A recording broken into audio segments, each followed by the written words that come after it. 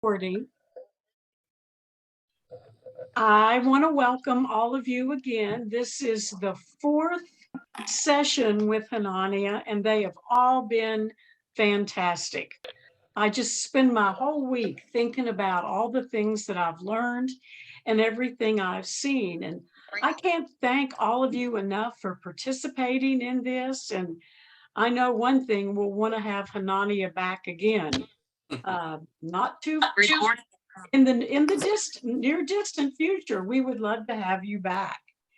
So I ask for all of you to pray for us as we begin to leave for Israel on March 6th. We're coming back the 19th. And in addition, there's another trip for September. So if you feel like you would love to go to Israel with us, just give Hannaniah or give me a call, and we'd love to tell you more about it. So I'm going to open with prayer, and then I'm going to turn Hannaniah loose for our fourth session. Please pray with me. Dear God, we thank you so much for a new day. We thank you for just being with us throughout this time with Hannaniah, for all the great things we've learned, all the wonderful things we've seen. We ask you to bless him. We pray, Lord, that tonight, as we draw this to a close, that our hearts will be prepared for Easter. We love you, Lord. Please come and send your Holy Spirit to be with us tonight. In the precious and powerful name of Jesus, amen. Amen. Hey, everybody mute.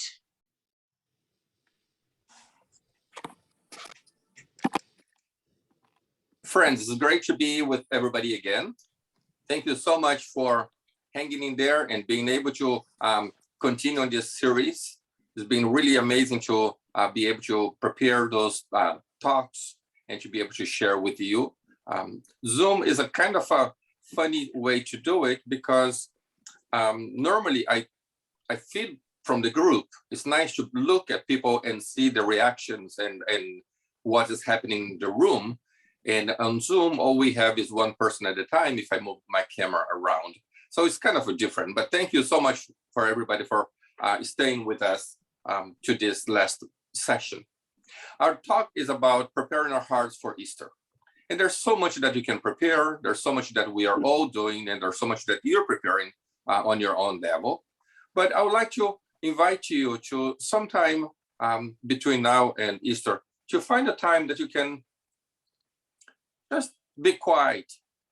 Find a corner place, a corner time that you can actually just sit and think about the miracle that Easter is. Now, they not only that God incarnated in Jesus on Christmas, but now Jesus decides to turn his life and to die for redemption of people, the humanity's sin. So that is way, way bigger than we can understand.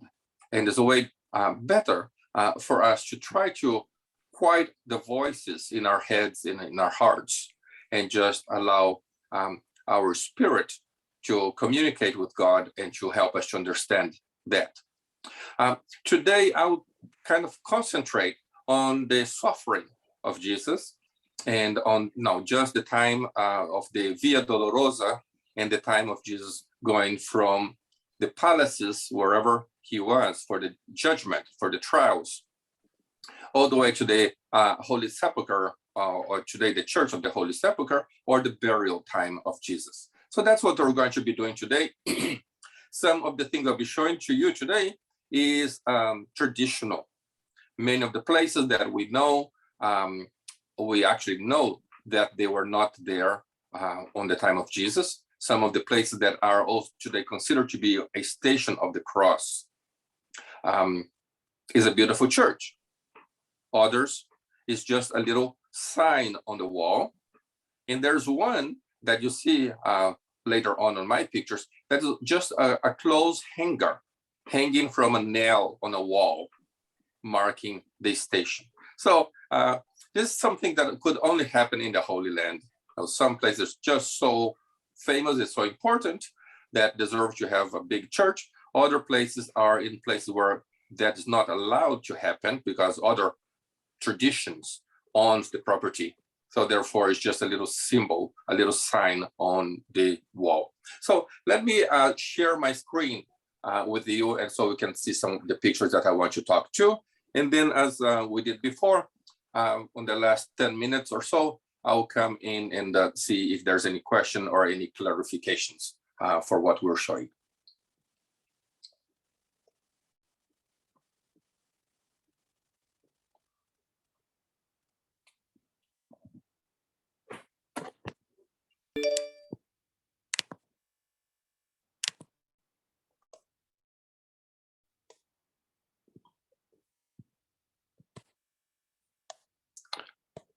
Are we there? We're there. Great.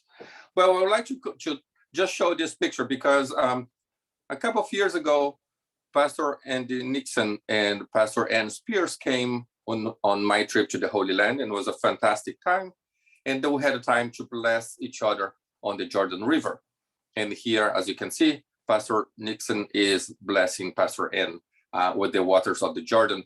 And then they went on to do the baptismal of everybody else who wanted to be in the water. And of course, we're going to do that again this time.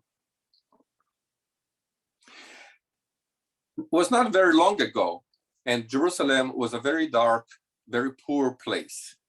It was on the beginning of the 19th century that immigrants started coming to Jerusalem and to create that what is called today the State of Israel. But the holy places were already there. It was really important. It was only that it was a little bit more difficult to travel. As you can see, the donkey there on the picture, and is even on the black and white picture that we have there. But one of the questions that we have to ask ourselves is, where was Jesus taken after he went to the house of Caiaphas, the high priest? And remember, they couldn't decide what to do with Jesus. And Caiaphas and the other elders took Jesus to see Pilate. The issue of that is that in Jerusalem at the time, we had two important palaces that the governor or the prefect could be. One of them, you can see right on the top of this slide, has the word Antonia Fortress. So one, King Herod the Great built the whole platform of the temple and did already the renovations like we already talked about, and built this big long building here on the south part to make the shops for the sellers. He also created a place that was a garrison, a place where the soldiers could be and could control the service in the temple and could control the calm of the temple. So one of the possibilities is that he could be in this palace of the Antonia, and you can see the building there on the top left corner of the temple, and it's just outside the temple.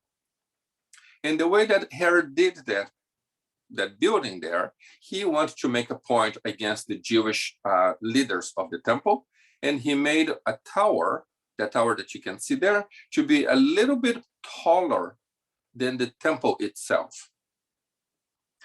When he started the renovations of the temple, the Jewish people had enough authority to tell him that we're going to renovate the temple, and you can do that, but we're not going to stop the sacrifices.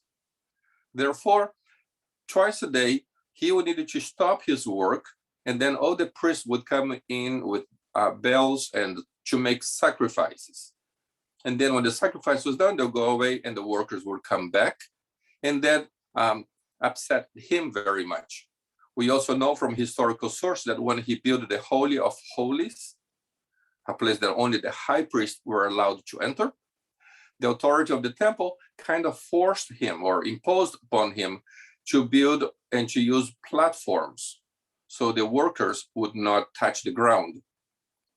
And for the holy place, the Jewish authority kind of imposed on Herod to train priests to be builders, to be able to enter the holy place without desecrating the place. So it was important for them not to have a reconsecration of the temple.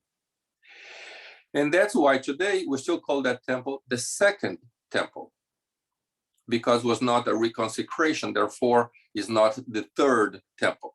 So we have the temple that was built by Solomon in 1000 BC. And then we have the temple that was initially built by Ezra and Nehemiah when they came back from Babylon. And that temple is the temple that continues. And then when King Herod wants to do renovations, they needed to not reconsecrate, so continues being the second temple, though it's totally different. That's how that temple looks today on a model that we have in Jerusalem, and has 4 towers. And those are the places where the soldiers, the Roman soldiers, and wherever prefect of Jerusalem could be there. But we also know that that was also another disputed place, because the robes of the priests were kept in that place. And every morning the priests would need to line up and receive their robes and then come and perform their ceremonies in the temple. So that was a very sore spot in Jerusalem, and was touching, as you can see here, the walls of the fortress touches the walls of the temple. So that in a religious Jewish point of view, that would be desecration of the temple, but they did not have enough authority to stop that. So could be that when Pontius Pilate's group, the Sanhedrin, could not decide about Jesus, that they would bring Jesus to this palace. That's one of the options. There's where the Romans would be. So there would be a very military place. The problem that we have with that is that the people who are bringing Jesus to Pilate were the Jewish authority. And in the Gospels, they tell, when Pilate asked them to enter his place, they tell Pilate, the religious Jews tell Pilate, we cannot enter your house or will not be able to celebrate Passover. So it's hard for me as a student of the area to think that all these religious people would go all the way to where the Roman soldiers are, because that would be a very unclean, very bad place as far as purity for the religious Jews to be. Too many Gentiles. Remember, at this time, there's a belief that even if a shadow of a Gentile goes over you, you are unclean. And then you need to use the mikvah, and you need to do the whole ceremony to be purified again. So the other choice that we have is something that's a little bit more viable, in my opinion. That would be the palace that we have at the Jaffa Gate. That was a palace that was built by King Herod the Great and continued to being used by all the other leaders after him, of course. So here is a picture of the palace. Not much has survived other than some walls and some basements. And part of that is because it has been rebuilt by the Ottomans, the Turks, when they were in the country. Today is called the Tower of David. It's a nice museum inside. So here probably is another place that would be a little more acceptable for the religious authority to visit. So probably, but we have then 2 places in Jerusalem that would be the place of the judgment.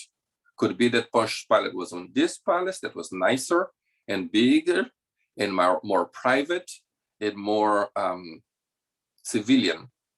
But also could be that he'll be back on the Antonia fortress that will be more militant, more military. The army will be at hand. What will be easier if something happens in the temple. Remember, he needs to control the order. If the place get out of order, they are in trouble. So put a fortress near the temple, and if a problem starts, you have enough soldiers to storm the temple and calm that down. This is important for us to consider, because the Via Dolorosa should start at the place where Jesus was scourged and where he was judged by Pontius Pilate. So it was on this palace, and then he go all the way to the Holy Sepulchre, or was on the other fortress, and then he goes all the way. to the sepulcher. We don't know. There's not enough evidence, not historically and not biblically, to make the case. So, but just for us to know, there's those two possibilities. The Via Dolorosa is well marked, and Via Dolorosa is partly Italian word or Spanish word, is a Latin word. Dolorosa means dor, pain, the way of sorrow that we have here. Many of the signs of the streets in Jerusalem are like this one. The top line is in Hebrew, the middle line is in Arabic, and the bottom line is in English letters so people can see. But it was not until the 14th century that when the order of St. Francis of Assisi became a order, that the Vatican decided that it was time for the Vatican to have a stronger presence in the Holy Land. So, to make the long story short, the Pope provided the Franciscans with a bag of money, send them to the Holy Land and say, buy properties that will become places of remembrance of Jesus' life. So we can build churches to remember that. So they went, and one of the things that they did was to buy along the old city enough houses that they could turn into places to remember the Via Dolorosa. At that time also, the number of the stations of the cross was decided, and it became traditional to be 14 stations. And that. So again, those are more tradition than archaeology, but they're all, of course, biblical based. And they, in the Catholic tradition, particularly, people are invited to visit the Via Dolorosa at this time of the year. But in many cases, you can do that without leaving your church. There's little numbers in the walls of the church, and you just pray the prayers of the stations from wherever you are on your pew. But for us that have the chance to go to Israel, we can do that on site. So the first station that we have is the station that remembered that Jesus was condemned to death. And that was by Pontius Pilate. Remember, we talked about Pontius Pilate flogging Jesus or scourging Jesus. So the first station that we have is where Barabbas is freed and Jesus is sent to the crucifixion. So is the condemnation. Is an interesting church. It's an interesting church name. It's called the Church of the Condemnation, and that is right in the beginning of the Via Dolorosa. We can imagine that it's a very busy time of the year for Christians from around the world to be visiting, and this year is a group of Ethiopian Christians that are coming to the country. People like to walk the Via Dolorosa, or the Way of Sorrows, and many of them try to enact what Jesus was feeling or what Jesus was suffering. So there's penance that many people like to practice as they walking in. Some of them are visible, and you can see people really in pain there. Some of them go walking on their knees. Others are bending, and touching the stones in a certain way that would hurt. All those things are done. The most popular way to do is to take a big cross and carry it along the way. This year is a very large group, probably on Good Friday, starting the walk of the Way of the Sorrows.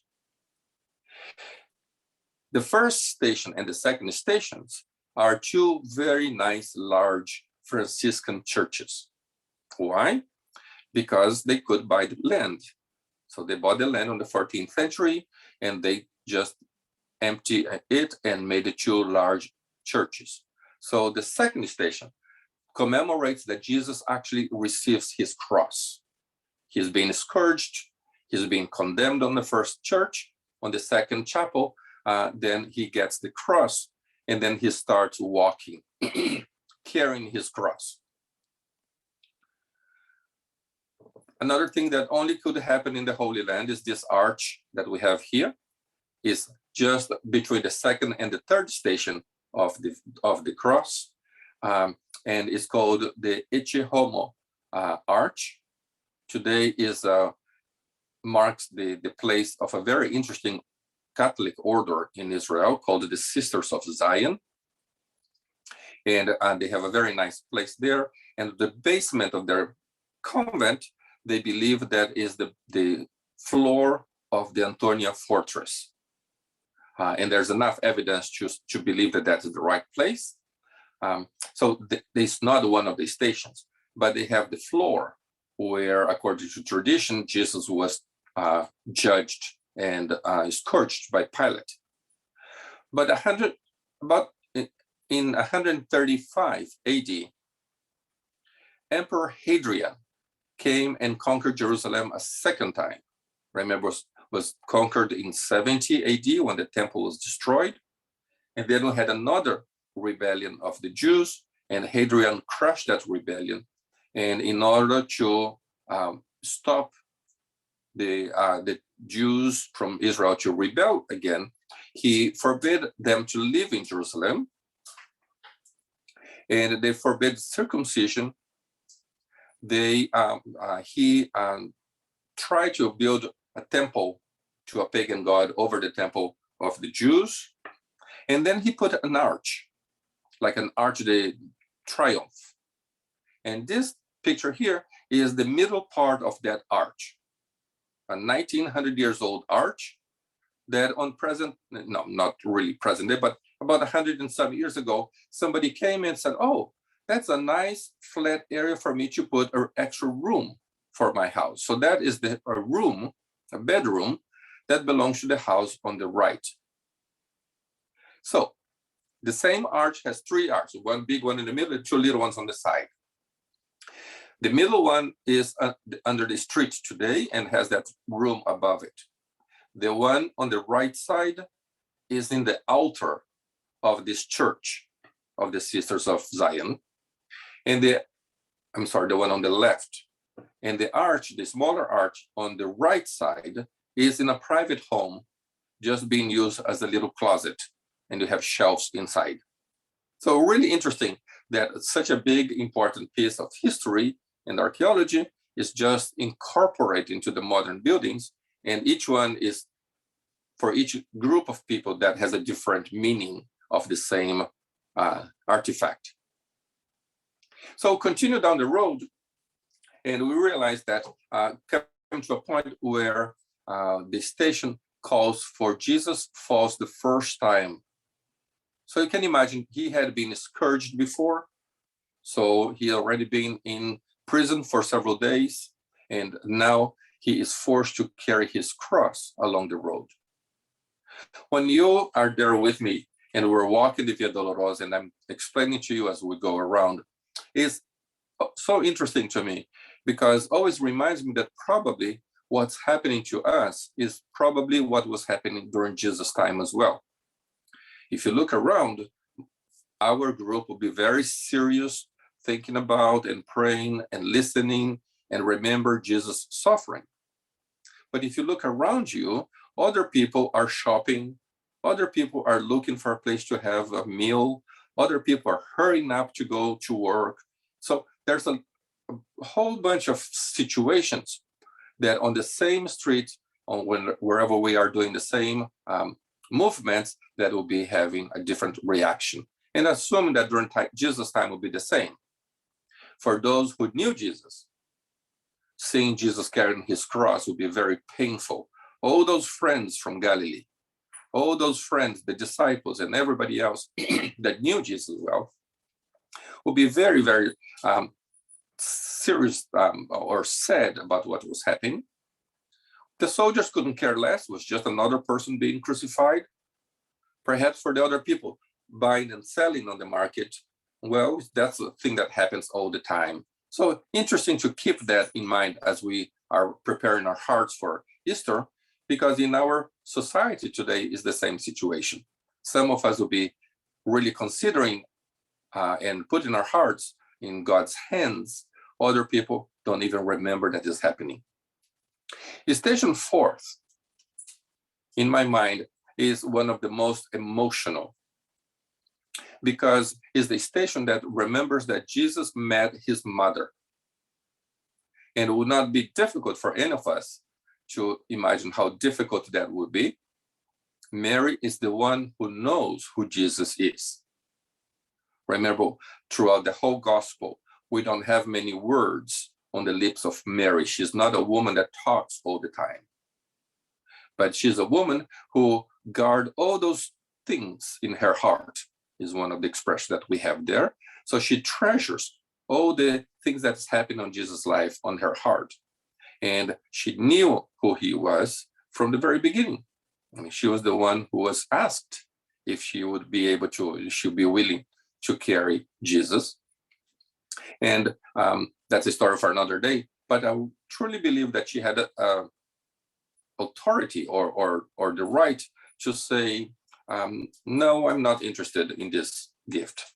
No, but she accepted what the angel told her about the pregnancy. And now, 30 some years later, after she's seen him grow up, after she's seen all the miracles, after she spoke to him so many times, and after all the reactions, the interaction that they had, now she sees him carrying a cross like a prisoner, like a criminal.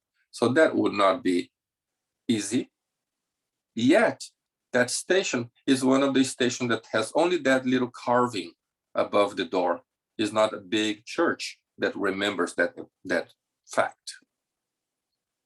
Here's a little close-up. You can see that it's a very simple carving, probably made by some local artist, not one of those famous things that we have in other places. Station number 5 is interesting because we do have interaction with the modern state of Israel in that one. The floor of Jerusalem 2,000 years ago is approximately 4 to 6 feet below the present day pavement. So you needed to excavate to be able to go to the level of the city street in the time of Jesus. But the city is a modern city and there's buildings everywhere. So there's no way to excavate and go back to the time of 2,000 years ago. So what Israel was able to do is that small picture that I have on the left side of my screen here. They went down 6 feet, took the stones from down there and brought them up and repaved the street with 2,000-year-old stones. So when you're walking in certain sections of the Via Dolorosa, you can say that you're walking on the streets from the time of Jesus, though they're not in situ.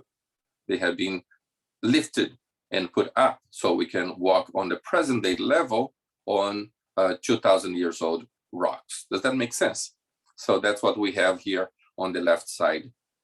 But station 5 is one station that reminds us of Jesus being weak physically because of the scourging, because of the suffering, because of the days in imprisonment. Is when the Romans realized if Jesus continued carrying this cross, he's not going to make all the way to the crucifixion site. And nearby, there is somebody called Simon of Cyrene, and they put the cross on him. We don't know if Simon of Cyrene was a secret believer in Jesus, that kind of volunteer, let me help with the cross, what would be nice for us to know. Or he was just a passerby and the Romans just grabbed him and said, you help him, and he didn't have a choice. What's great for us to know that later on, Simon of Cyrene's sons are mentioned, what led us to believe that they were secret believers, or at least they became believers soon after that. So that little door that you have there is the station number 5, where Jesus then, the Romans take the cross from Jesus and put on Simon, who was a healthy passerby, and he could then help to carry the cross. That's the close-up of that entrance. You see the sign there that says Simon of Cyrene. One thing that would be important for us to do when we're in Israel is to pay attention to see the stones on the floor change directions every time we get to one of the stations of the cross. Sometimes you can be so preoccupied to step on the right place and not to miss a step that you can go by and not see the sign that's above your head. So that way you can look down on the stones and you see the stones change, so we should be nearby. Station 6 is the station that, according to tradition, talks about Veronica wiping the sweat from Jesus' face. Just before that, in the Gospels, it says that the soldiers and the passerbys are spitting on Jesus and hitting him, asking him to prophesy as he walks on the street.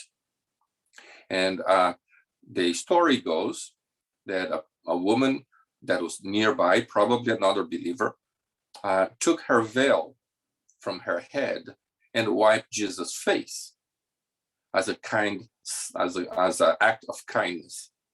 When she does that, the picture of Jesus imprints on her veil.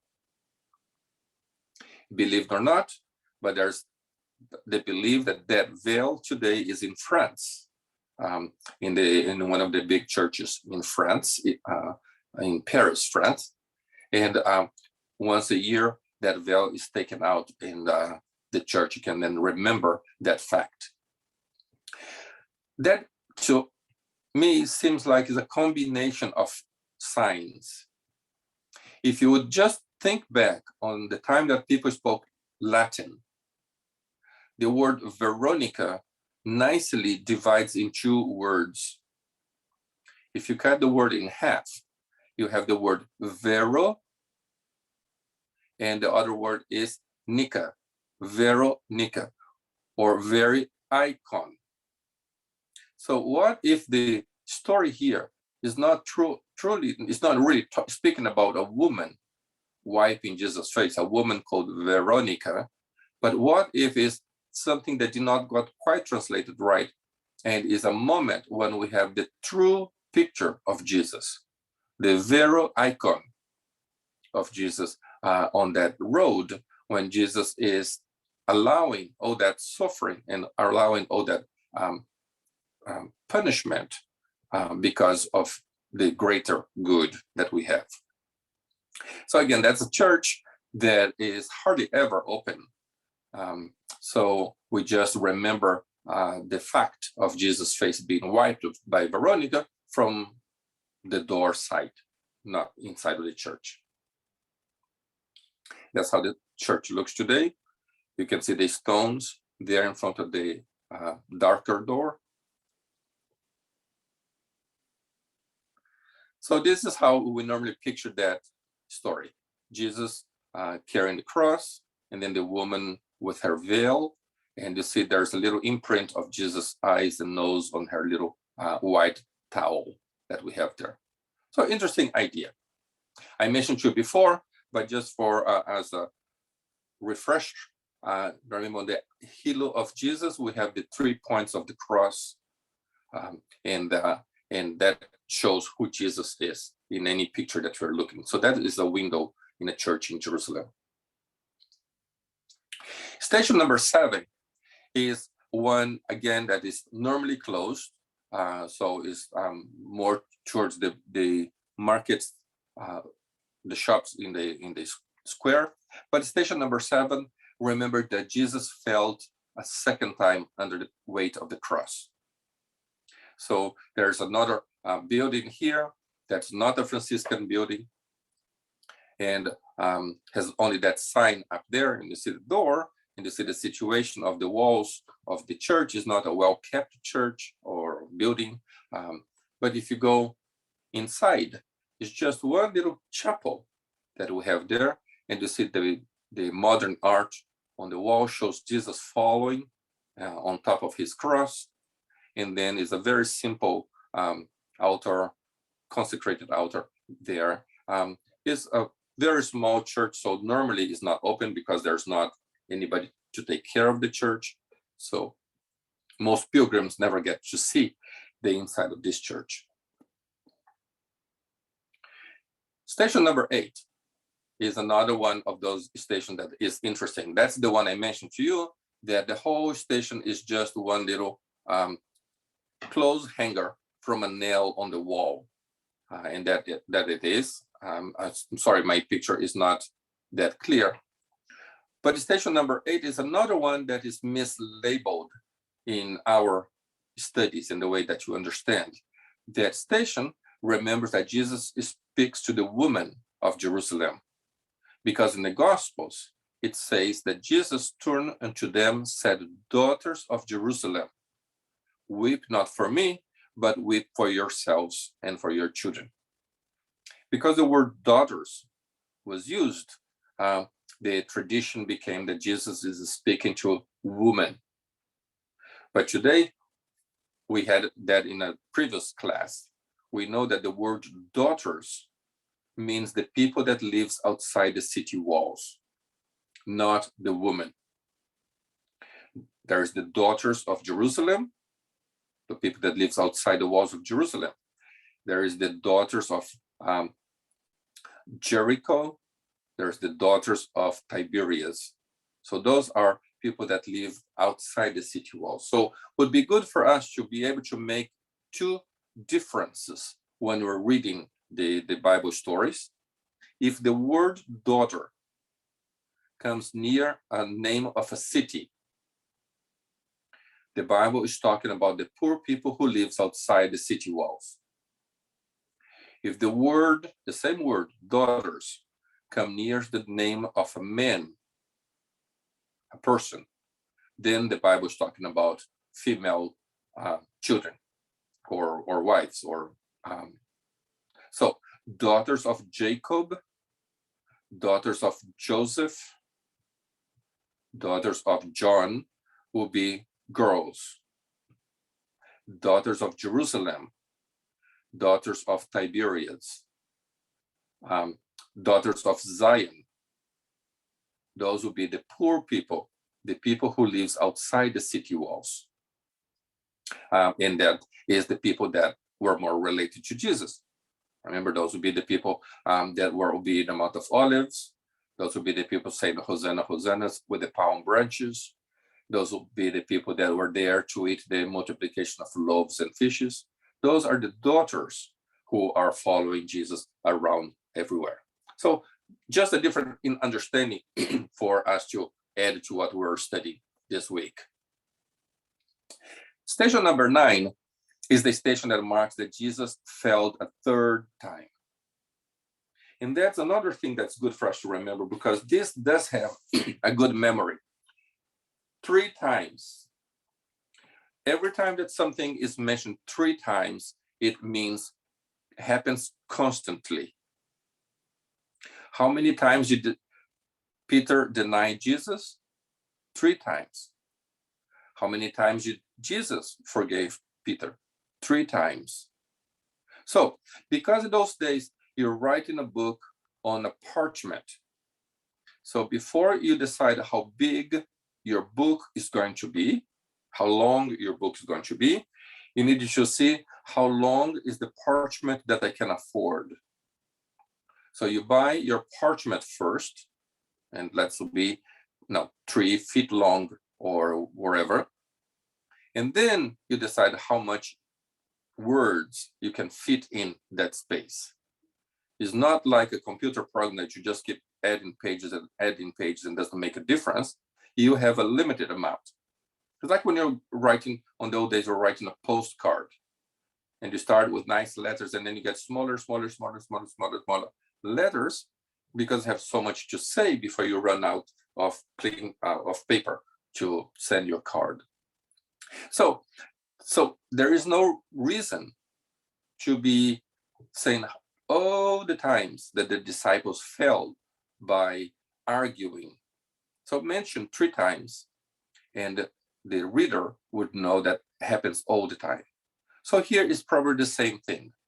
Mention 3 times that Jesus failed along the way, and the accurate way to read is that Jesus kept following all the way to the cross. So this is a good thing for us to remember here. So station number 9 is also the last station that you can carry the cross. Well, jump this one here. Yes, station number 9 is here. So if you're carrying your cross, you needed to leave your cross here at this station. And there's just a wall there. You just leave your cross there, and then you continue on foot because now you need to enter into the Holy Sepulchre chapels, and there's no room for the cross. So you just leave your cross behind there. Station number 10 is right outside the entrance of the church. Is a little chapel just to the right of the entrance of the Church of the Holy Sepulchre. And you can see here is on that little window that we have there. And the station 10, we celebrate that Jesus was taken out of his garments. And that story is in Mark 15 that says, and when they had crucified him, they parted his garments, casting lots upon them, what every man should take.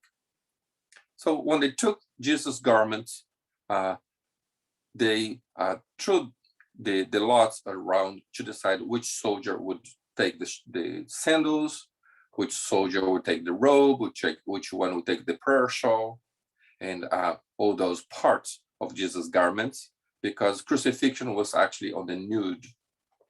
So that is the station number 10, just outside the door. And then you go through the door of the church and you get to station 11.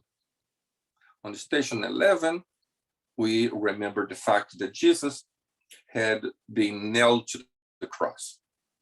So the cross is laid on the ground, or the cross is standing up. In this tradition, the cross is laying on the ground, and then Jesus is laid on top of the cross and then nailed into the cross. And that is the station 10. Station 12 is just beside station 10, station 11, and is when the cross is lifted up and Jesus hangs from the cross. And that on that station is the station that we mark the place where Jesus died. It's from there that we hear the voice of Jesus saying, Father, forgive them because they don't know what they are doing. Today, as you can see on the scripture there, there's a Greek Orthodox section of the church. So that is where most pilgrims like to go, because there's a place there where pilgrims can put their hands, is the quote unquote exactly place where the cross stood. And when Jesus died, we're not exactly sure how long that took, but when Jesus finally died on the cross, his body was taken down from the cross, so they could use the cross probably for somebody else. Many art was created using that image. Now, the dead body of Jesus coming down from the cross. A few women, including his mother, who was there at the foot of the cross. John was there at the foot of the cross. And you see on this, this is an icon from the Church of the Holy Sepulchre itself. And you see the angel up there on the top left corner has a big towel and he's crying tears. And also the angel on the right corner of the picture. And they're just unloading Jesus from the cross. One of the most famous art that we have of that moment is Michelangelo La Pietà, that is in the Vatican today, a beautiful marble that shows the sorrow of Mary holding the dead body of Jesus on her lap. Station 13, Jesus is taken down from the cross, and then his body is stretched on the ground and cleaned and anointed and wrapped on swaddling clothes and then taken into the tomb. So this is another one of those places that are very important with pilgrims. Today is just a piece of limestone on the floor with many oil lamps hanging above it. But many pilgrims like to pour perfume on that stone and then wipe with shirts or t-shirts or handkerchiefs and wherever they can, because that become blessed. It touched the very stone of Jesus, that Jesus' body touched. So that is always a lot of people touching that stone whenever we are there. Is kind of interesting to see, but that is the station between Jesus' death and then lowered to the ground and then prepared for his burial. And the next one is Jesus is taken to a tomb. So back in the day, probably Jesus' tomb looked something similar to this. A tomb carved in a garden and with a rolling stone on the door. Remember, the tomb was not Jesus' family, but was Joseph of Arimathea's family, a wealthy man. And that is where Jesus was buried and the soldiers were taken care of. Today, the church is a massive, big church. Unfortunately, is a church that has been very disputed. The church was built in the 4th century, in the year 330, I think, is when it was built by Queen Helena, the mother of Constantine, the emperor. And when she built it, she built over the tomb. There were many other tombs around, but she probably cleared all the other tombs to make space to put her church on it. But Jerusalem has been conquered and lost and conquered and lost by many, during many times, by many groups of people. So, and one thing that people like to do when they conquer another nation is to destroy their places of worship. So the Church of the Holy Sepulchre was destroyed several times, or partially destroyed. It was burned on purpose or by accident several other times. So today is a church that is not the prettiest church. It's very confusing, also because all the different denominations that are inside of the church, and they control sections of the church. Station 14 then is that tomb. But the tomb in the church today looks much different. Is inside of a huge dome of the Holy Sepulchre called the Rotunda. And it's a small little marble tomb that was carved in Italy and brought to Israel in the 1700s. So it's not much of original in that place other than the place itself.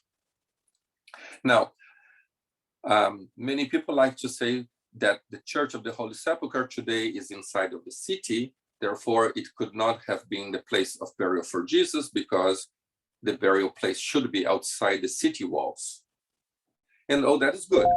That makes lots of sense. What I would bring up to your mind is the Queen just finished building this multi-million dollars church or building outside the city walls where the tomb was. Don't you think that her next project will be to move the walls to protect her investment? So it's wrong for us to think and that the walls that we have today for Jerusalem were exactly in the same place that were there in the time of Jesus. Walls sometimes change places depending on how the church grows or how the city becomes smaller, depending if you're a strong kingdom or not so strong kingdom. So it's interesting for us to consider that as we're going through it.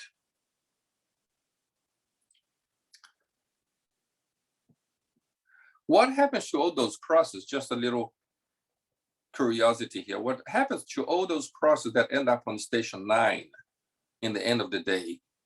And they need to be brought to the station number 1 to serve the pilgrims that are coming tomorrow. So the people of the Holy Sepulchre have agreement with some Muslim kids that they come in the end of the day and they pick up the crosses and they bring them back to station number 1. So here's one of those. This guy is just carrying the cross because it's his job, not as a devotion.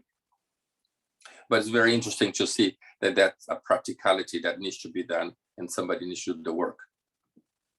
This is a tapestry that we have in the Vatican. and is showing is a fantastic work. It's tapestry with little lines and everything, but showing the resurrection of Jesus coming out of the tomb. I want you to put this in here because it doesn't matter how much you see about Jesus suffering and how much you can talk and how much you can imagine and how much you can think about and how much you can make ourselves suffer like Jesus did. That's a little bit beside the point. Now, our salvation comes not because Jesus died, but because Jesus was able to conquer death and come and be resurrected. So this is a great picture for us to see of Jesus coming out of the tomb and pushing the guards around. And a close-up of Jesus' face looks like he's waving to the group. It's the same tapestry, just a close-up to Jesus' face. What a beautiful work as far as art that is. And if you probably have had a chance to see that in the Vatican, the resurrection of Jesus. Like I like to finish my talks, it's so important for us to keep praying for the peace of Jerusalem. I don't think that ever was more important than the time that we're living now, because we all need to be able to believe in what we are doing that makes a difference. And that's important for us to remember and to fulfill that commandment on Psalm 122. And I want to finish with a joke. Is that okay?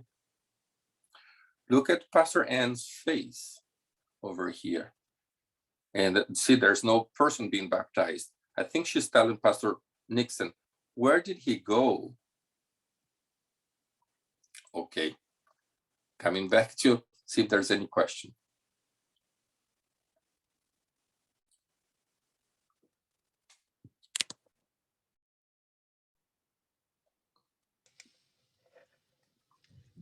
Wow. All right.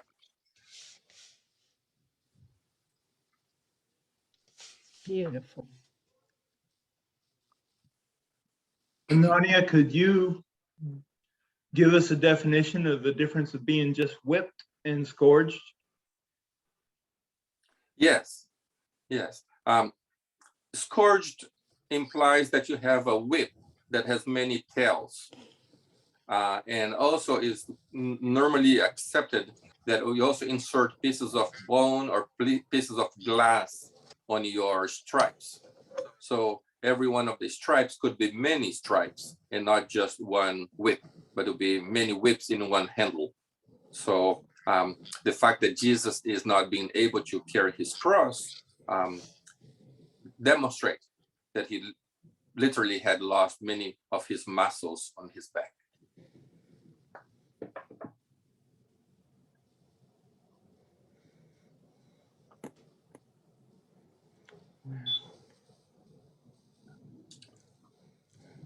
Did I leave out something that I should have mentioned before?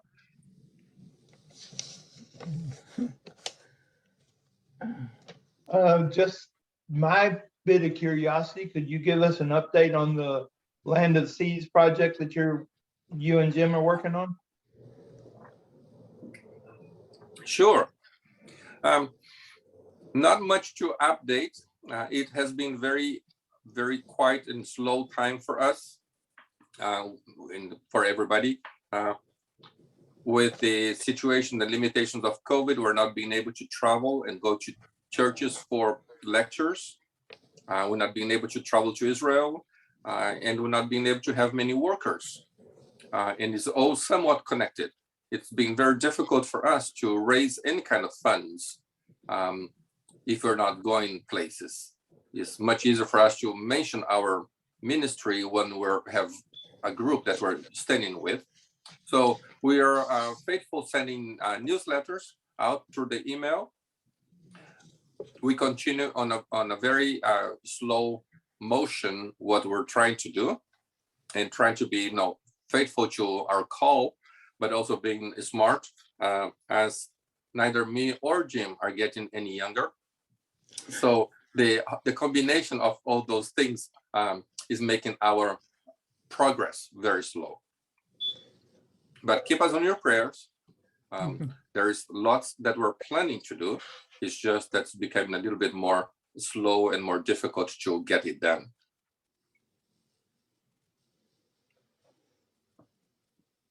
I assume that everybody's receiving our newsletters on an email that goes out every Wednesday. If you're not, please let us know, and we'll add your email to that list. It's a teaching letter that we put out for Jim from Jim's books. Every week, you got one today talking about the woman of Nain, the widow of Nain, and the woman that was in the house of Simon the leper in Jerusalem. So that's a good story that we have there.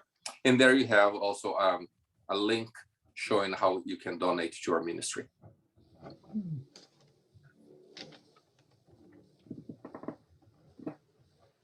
We would love to see you on our trip. If there's any chance that you can come with us either on this one, just be spontaneous. We're going in about a week. Or if you want to plan and come with us in September, both trips will be really amazing, and we're counting on you to be there.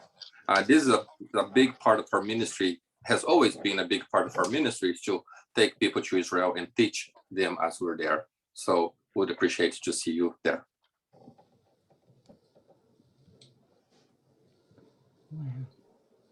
Are there any more questions? What a great presentation. I love this. Oh, yeah.